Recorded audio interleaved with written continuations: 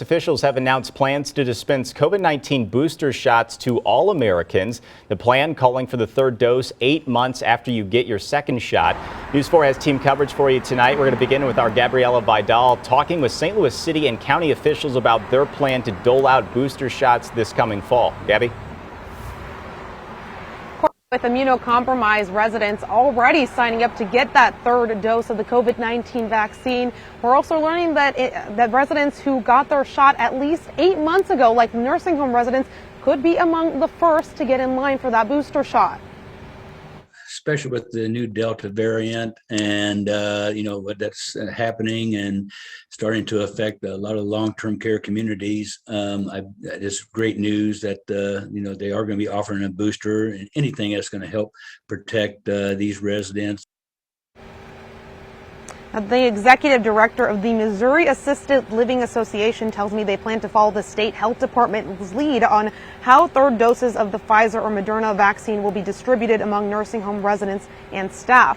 But they anticipate it will be similar to how nursing home and care facilities work with individual pharmacies during initial vaccine distribution. For a St. Louis area resident who got his third shot today, the opportunity for a booster shot couldn't come soon enough.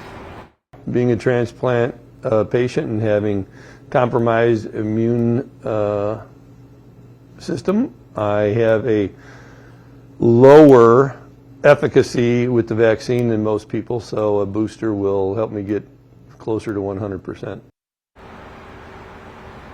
Today, St. Louis County and city health officials say they are planning for mass vaccination events or clinics when the booster shot does become available to the general public. And St. Charles County health officials also tell me they're planning to do the same.